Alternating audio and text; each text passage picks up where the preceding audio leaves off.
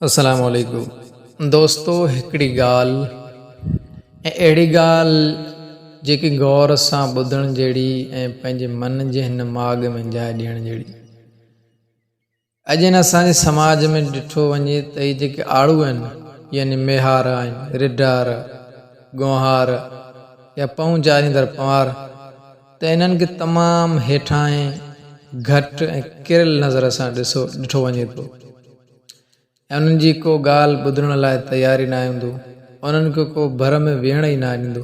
ऐं जॾहिं हू का ॻाल्हि कंदा आहिनि त चवंदा आहिनि बाबा इहो आड़ू आहे।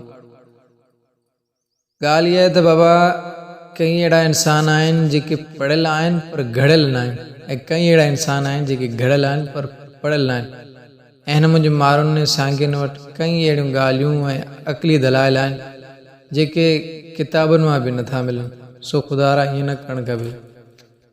ऐं इहो माल जेको आहे त साहबा रसूल जो बि पेशो हो, उहे बि के कारोबार या के कंपनियुनि जा मालिक न हुआ, के वीचारा बकरार हुआ, के उठार हुआ।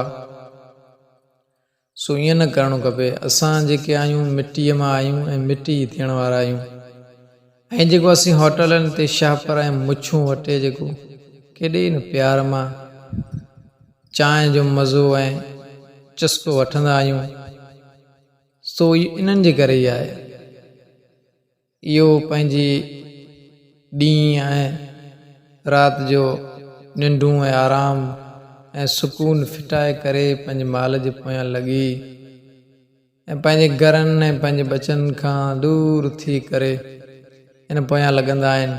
ऐं इहो सभु महिनत करे ऐं दुकाननि ताईं या होटलनि ताईं जेके ॾुध खीर जेको आहे पहुचाईंदा आहिनि, पोइ असीं शाहपर ऐं मुछूं वटींदा आहियूं। सो ईअं न करणु खपे।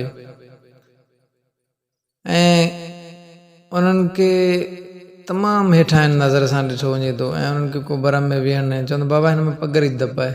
बाबा इन्हनि जूं बि के मजबूरियूं आहिनि, वीचारनि वटि टाइम न हूंदो या अहिड़े कंहिं ठिकाणे हूंदा जिथे हू वेहिजी बि न आहे सघंदा। सो ईअं न करणु खपे। ख़ुदा हिन ॻाल्हि खे पंहिंजे ज़हन में, पंहिंजे मन में, पंहिंजे दिमाग़ में विहारणु खपे। बसि दुआ त रब्बा असांखे साञा ॾे ऐं नंढे वॾे जे अदब, इज़त ऐं एतिराम खणण जी तौफ़ीक़ ॾे।